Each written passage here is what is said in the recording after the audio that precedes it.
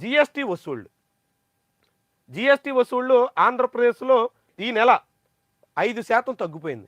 ఆంధ్రప్రదేశ్లో 2024 నవంబర్తో పోలిస్తే 2025 నవంబర్లో 5% మేర జీఎస్టీ వసూళ్లు పడిపోయాయి.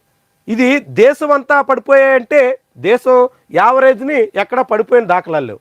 పైగా south Indian states Kerala, Karnataka, Tamil Nadu, Telangana ఇలాంటి రాష్ట్రాల్లో పెరుగుదల నమోదైంది. విచిత్రం చూడండి, ఇక్కడ చూస్తే తెలంగాణలో 1% మాత్రమే నమోదయ్యింది, తమిళనాడులో 2% పెరిగింది, కర్ణాటకలో 3% పెరిగింది. ఇలా అన్ని రాష్ట్రాల్లో పెరుగుతూ ఉంటే ఒక్క ఆంధ్రప్రదేశ్లో మాత్రం 5% పడిపోయింది. ఇది 2024తో పోలిస్తే జగన్మోహన్ రెడ్డి చివరి ఏడాదిలో పోల్చి చంద్రబాబు నాయుడు తొలి ఏడాదితో పోలిస్తే 10% తగ్గింది. ఇప్పుడు చంద్రబాబు తొలి ఏడాదిని చంద్రబాబు రెండో ఏడాదితో పోలిస్తే మరో 5% తగ్గింది. అంటే తగ్గుదల. జగన్మోహన్ రెడ్డి హయాంలో దాదాపు 3,500 కోట్ల రూపాయలు వస్తే చంద్రబాబు తొలి ఏడాది పాలనలో అందులో 300 కోట్లు పైబడి తగ్గిపోయింది. ఇప్పుడు చంద్రబాబు మొదటి ఏడాది కన్నా ఇప్పుడు మళ్ళీ దాదాపు ఇంకొక 200 కోట్ల రూపాయల వరకు తగ్గిపోయింది.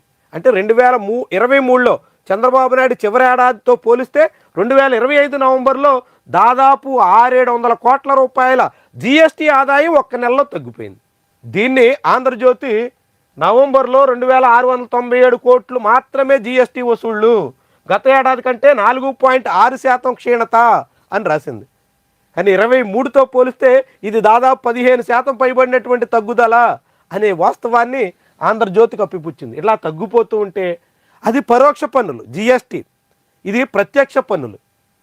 ప్రత్యక్షంగా ఈ వ్యక్తిగత ఆదాయం చెల్లించాల్సినటువంటి పన్నుల రాబడి రాష్ట్రం నుంచి 2023-24లో 26,000 కోట్లు ఉంటే ఈ ఏడాది అది కేవలం 23,000 కోట్ల రూపాయలకు మాత్రమే పరిమితమైంది. అంటే 2023-24 జగన్మోహన్ రెడ్డి చివరి ఏడాదితో పోలిస్తే ప్రత్యక్ష పన్నుల్లో దాదాపు 3,000 కోట్ల రూపాయల ఆదాయం ఆంధ్రప్రదేశ్ నుంచి పడిపోయింది.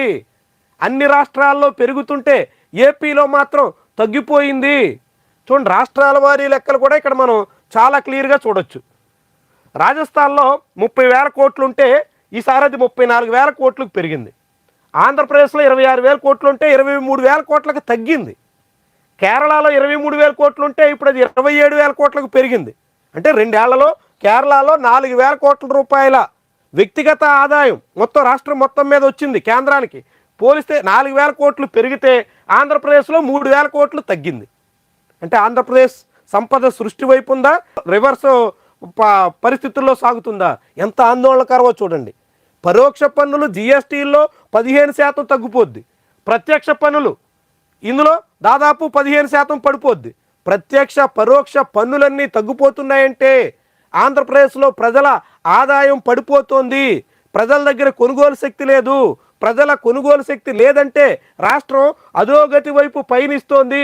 చంద్రబాబు ఏమో ఆడంబరంగా అన్ని ఈవెంట్లు చేసాం, ఇన్ని కార్యక్రమాలు నిర్వహించాం అని చెప్పుకునే ప్రయత్నం చేస్తున్నారు. పార్లమెంట్లో డ్రామాలు చేస్తున్నారని నరేంద్ర మోడీ అంటున్నారు. కానీ అసలు డ్రామాలన్నీ ఆంధ్రప్రదేశ్లో నడుస్తున్నాయి. మరి వాళ్ళ పార్ట్నర్ నడుపుతున్నటువంటి డ్రామాలు ఆయన కనబడవేమో. కానీ ఇలా చంద్రబాబు నాయుడు నెలకోసారి ఈవెంట్ నడిపాం, రాష్ట్రం అంతా బాగుంది, దేశానికే తలమానికంగా P4 ఉంది అంటూ మాటలు చెప్తూ ఆదాయం ప్రత్యక్ష పన్నులు తగ్గిపోయే, పరోక్ష పన్నులు తగ్గిపోయే, రాష్ట్రం ఏమో అధోగతిలో సాగిపోతుండే.